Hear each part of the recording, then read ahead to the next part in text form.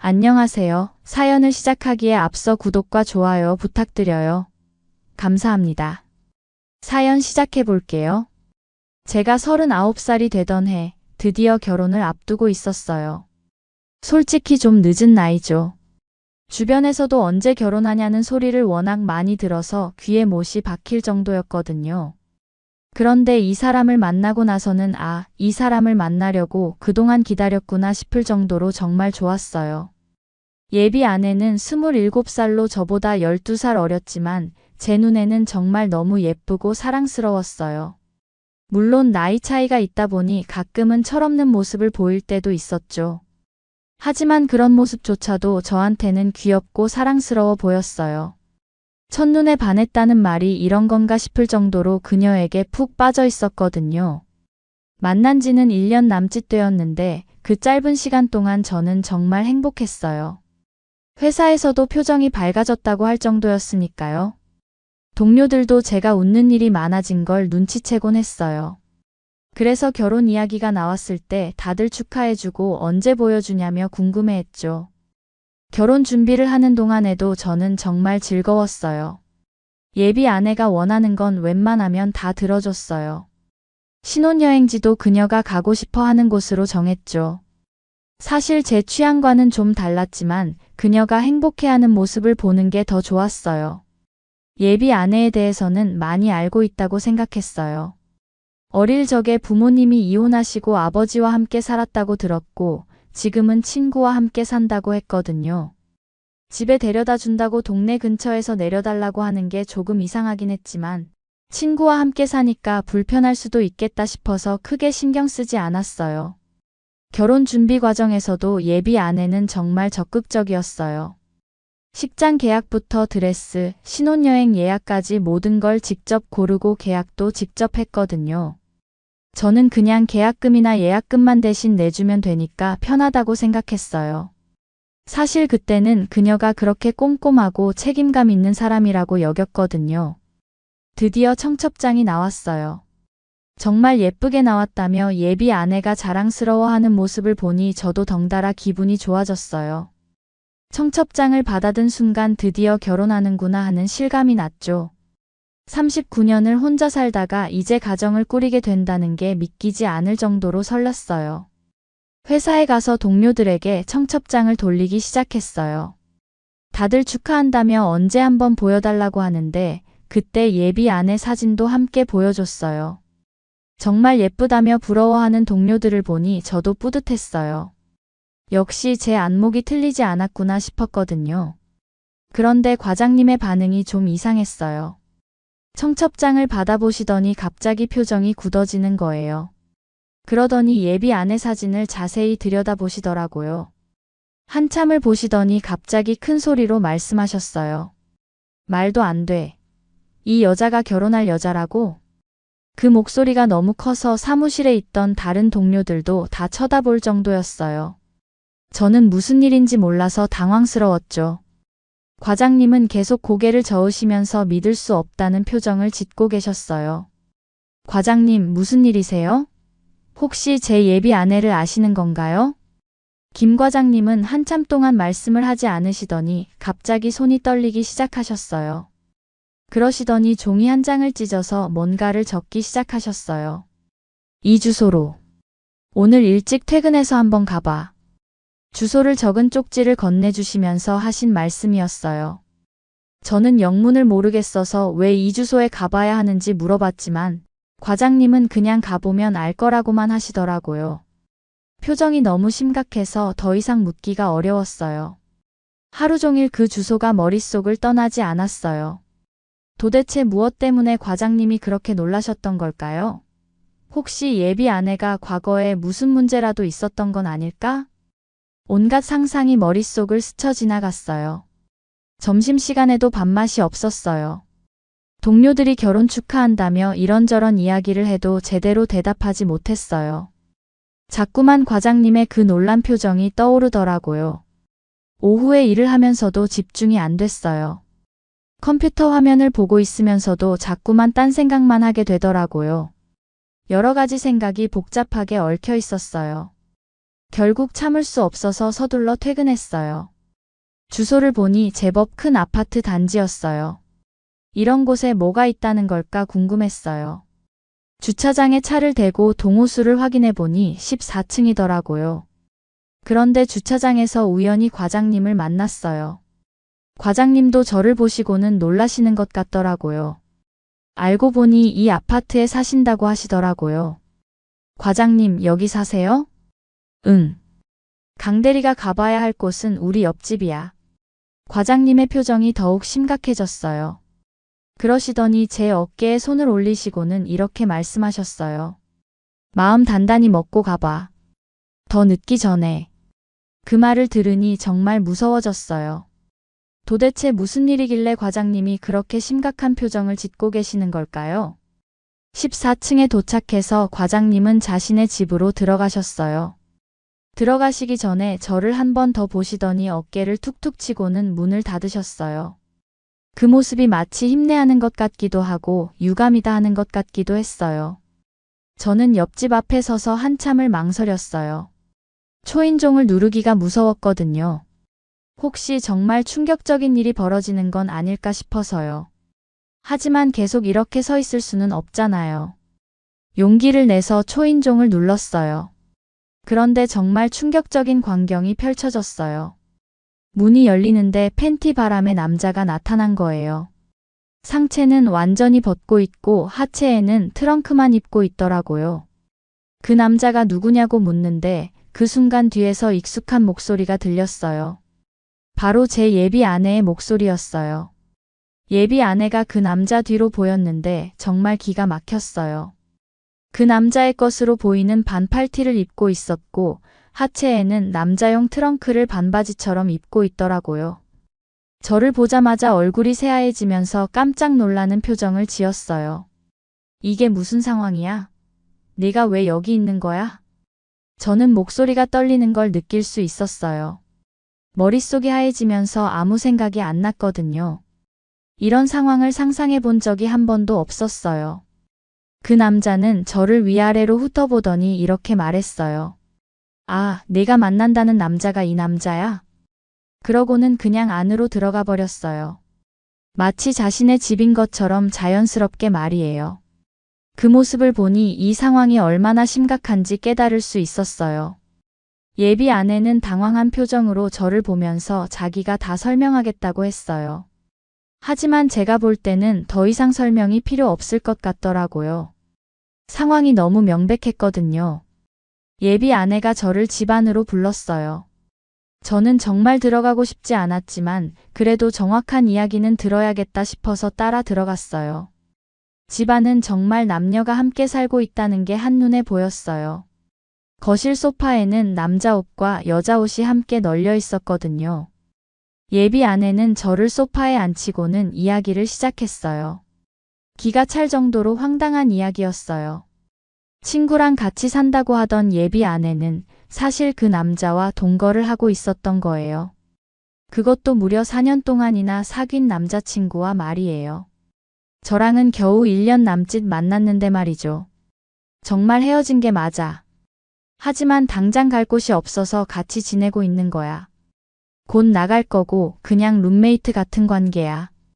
예비 아내의 설명이었어요. 하지만 제가 본 둘의 모습은 그냥 룸메이트 같지 않았어요. 남자는 거의 벗고 있었고 예비 아내는 그 남자 옷을 입고 있었잖아요. 저는 정말 이해가 안 됐어요. 요즘 젊은 사람들은 이런 게 가능한 건가요? 헤어진 남자친구와 동거를 계속하면서 다른 남자와 결혼 준비를 하는 게 말이 되나요?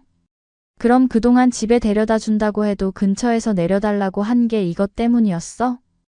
응. 미안해. 말하기가 좀 애매했어. 어떻게 4년을 사귄 남자랑 헤어지고도 같이 살 수 있는 거야? 나는 이해가 안 돼. 저는 목소리를 높이지 않으려고 노력했지만 속이 너무 답답했어요. 1년 동안 정말 진심으로 사랑했다고 생각했는데 알고 보니 이런 상황이었다니요. 나는 믿을 수 없어. 결혼은 지금이라도 없었던 걸로 하자. 저는 더 이상 참을 수가 없어서 그렇게 말했어요. 이런 상황에서 결혼을 계속 진행할 수는 없잖아요. 아무리 사랑한다고 해도 한계가 있는 거죠. 처음에 예비 아내는 속여서 미안하다고 했어요. 정말 그런 게 아니라고 오해라고 하더라고요. 하지만 저는 이미 집안을 둘러봤고 그 남자의 모습도 봤고 예비 아내의 모습도 봤어요. 더 이상 변명할 여지가 없다고 생각했어요. 도저히 그냥 넘어갈 수 없어. 이쯤에서 끝내자. 제가 단호하게 말하자 갑자기 예비 아내의 태도가 돌변했어요. 지금까지 미안하다고 하던 사람이 갑자기 화를 내기 시작한 거예요. 시간 낭비했네. 그러니까 그 나이 먹도록 결혼도 못한 거야. 정말 기가 막혔어요. 자신이 저를 속였으면서 오히려 저한테 화를 내는 거예요. 12살 차이인데 너무 양심 없는 거 아냐? 이기적인 새끼. 그 말을 들으니 정말 허탈했어요. 제가 지금까지 뭘 한 걸까 싶더라고요. 이런 사람과 결혼을 하려고 했다니. 정말 어리석었어요. 저는 더 이상 그 집에 있고 싶지 않았어요.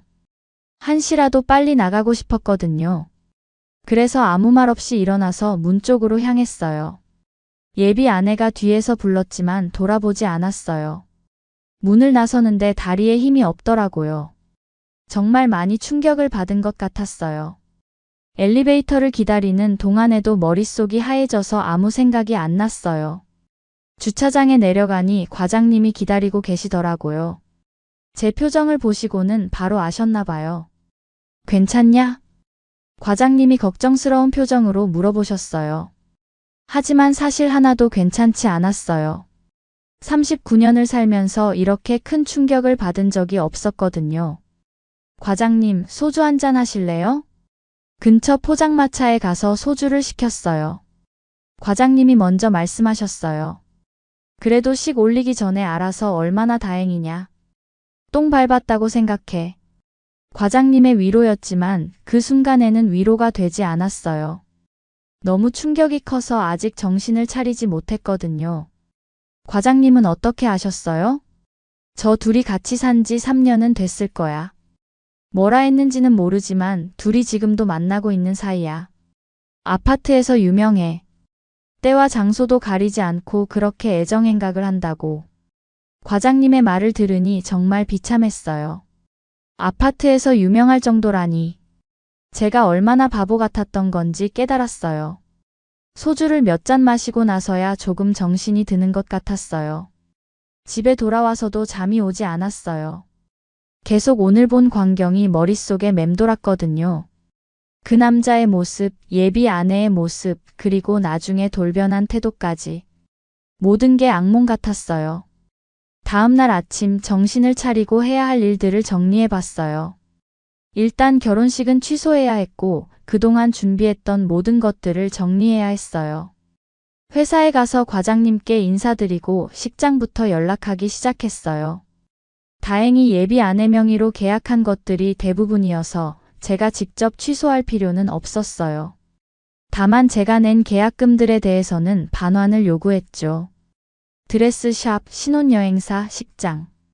하나하나 연락해서 상황을 설명하고 계약 취소를 요청했어요. 업체들도 이런 일이 종종 있나 보더라고요. 생각보다 쉽게 처리해 주시더라고요. 위약금 문제가 제일 골치 아팠어요. 하지만 계약자가 예비 아내였기 때문에 저는 위약금을 낼 의무가 없다고 분명히 했어요. 대신 제가 낸 계약금은 반환해달라고 요구했죠. 예비 아내한테서도 연락이 왔어요. 처음에는 사과하는 내용이었다가 나중에는 위약금을 어떻게 하느냐는 내용이더라고요. 저는 간단 명료하게 답장했어요. 계약은 당신 명의로 했으니 위약금도 당신이 내. 그 이후로는 연락을 받지 않았어요. 더 이상 할 말도 없었거든요. 일주일 정도 지나니 정신이 좀 드는 것 같았어요. 물론 아직도 충격에서 완전히 벗어난 건 아니었지만 적어도 일상생활은 할 수 있을 정도가 되었어요. 동료들이 무슨 일이 있었는지 궁금해했지만 자세한 설명은 하지 않았어요. 그냥 개인적인 사정으로 결혼을 취소했다고만 했죠. 과장님도 다른 사람들한테는 말씀하지 않으셨어요. 한 달 정도 지나고 나서 생각해보니 정말 다행이었던 것 같아요. 만약 결혼식을 올리고 나서 이런 사실을 알았다면 어떻게 됐을까요? 아니면 결혼 후에 알았다면요? 생각만 해도 끔찍했어요.